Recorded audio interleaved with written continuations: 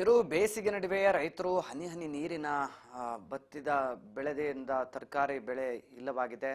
ಸದ್ಯ ಬಯಲು ಸೀಮೆ ಚಿಕ್ಕಬಳ್ಳಾಪುರ ಜಿಲ್ಲೆಯಲ್ಲಿ ರೈತರು ಹಗಲು ರಾತ್ರಿ ಕಷ್ಟಪಟ್ಟು ಬಿಸಿಲಿನ ನಡುವೆ ಬೀನ್ಸ್, ಟೊಮೆಟೊ, ಬದನೆ, ಕೋಸು ಸೇರಿದಂತೆ ಹಲವಾರು ಬೆಳೆಗಳನ್ನು ಬೆಳೆದು ಲಾಭದ ನಿರೀಕ್ಷೆಯಲ್ಲಿದ್ದರು. ಆದರೆ ಚಿಕ್ಕಬಳ್ಳಾಪುರ ನಗರದ ಎಪಿಎಂಸಿ ಮಾರುಕಟ್ಟೆಗೆ ಬರ್ತಿದ್ದಂತೆ ತರಕಾರಿಗಳ ಬೆಲೆ ಪಾತಾಳಕ್ಕೆ ಕುಸಿದಿದ್ದು 1 ಕೆಜಿ ಕೋಸುಗೆ 5 ರೂಪಾಯಿ, ಆಲೂಗಡ್ಡೆ 10 ರಿಂದ 15 ರೂಪಾಯಿ, ಬೀನ್ಸ್ 10 ರಿಂದ 45 ರೂಪಾಯಿ, ಸೌತೆಕಾಯಿ 15 ರೂಪಾಯಿ, ಕ್ಯಾರೆಟು, ನವಕೋಲು ತಲಾ 10 ರೂಪಾಯಿ ಇದೆ. ಬೆಲೆ ಕುಸಿತದಿಂದಾಗಿ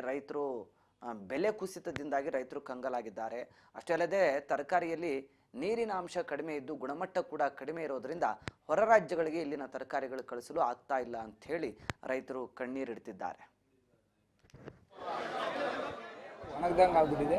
ಇದು ಮಳೆ ಬೀಳೋವರೆಗೂ, ಮಳೆ ಬಿದ್ದ ಮೇಲೆ ಮತ್ತೆ ಬೆಲೆ ಜಾಸ್ತಿ ಆಗ್ತೈತೆ. ಆದ್ದರಿಂದ ಇವಾಗ ಬೆಲೆ ಕಡಿಮೆ ಇದೆ. ಕಾರಣ ಇಷ್ಟೇ, ಬತ್ತೋಗ್ಬಿಟ್ಟು ಏನು ಇಲ್ಲಿಂದ ಹೊರಗಡೆ ಹೋಗಿ ಮನೆಗೆ ಯೂಸ್ ಮಾಡೋಕ್ಕೆ ಆಗಲ್ಲ. ಆ ಥರ ಆಗೋಗಿರೋದ್ರಿಂದ ಅಲ್ಲಿ ನೀರಿನ ಅಂಶ ಇಲ್ಲದೇ ಇರೋದ್ರಿಂದ ಬೆಲೆ ಕಡಿಮೆ ಆಗಿದೆ. ಸೌತೆಕಾಯಿ ಬಂದು ಕೆಜಿ ಒಂದು 15 ರೂಪಾಯಿ ಇದೆ. ಕೋಸ್ ಬಂದು 5 ರೂಪಾಯಿ ಕೆಜಿ ಇದೆ. ನವಕಾಲ್ 10 ರೂಪಾಯಿ ಇದೆ. ಹುರುಳಿಕಾಯಿ ಬಂದು ಚೆನ್ನಾಗಿರೋ ಹುರುಳಿಕಾಯಿ ಬಂದು 40-45 ರೂಪಾಯಿ ಇದೆ. ಚೆನ್ನಾಗಿದ್ದರೆ 10 ರೂಪಾಯಿಗೂ ಹುರುಳಿಕಾಯಿ ಇದೆ. 10 ರೂಪಾಯಿನಿಂದ 45 ರೂಪಾಯಿ ಹುರುಳಿಕಾಯಿ ಬೆಲೆ ಇದೆ. ಕ್ಯಾರೆಟ್ ಬಂದು 10 ರೂಪಾಯಿನಿಂದ 12 ರೂಪಾಯಿ ಇದೆ. ಆಲೂಗಡ್ಡೆ 15 ರೂಪಾಯಿಂದ 16 ರೂಪಾಯಿ ಆಲೂಗಡ್ಡೆ ಇದೆ. ಒಳ್ಳೆ ಕ್ವಾಲಿಟಿಗೆ ಒಳ್ಳೆ ಬೆಲೆನೇ ಇದೆ. ಏನಂತ ಕಡಿಮೆ ಬೆಲೆ ಏನಿಲ್ಲ. ಕಡಿಮೆ ಕ್ವಾಲಿಟಿ ಇಲ್ಲದಿರೋ ಇರೋದು ಕೇಳೋರಿಲ್ಲ. ಆ ಥರ ಪರಿಸ್ಥಿತಿ ಆಗಿದೆ.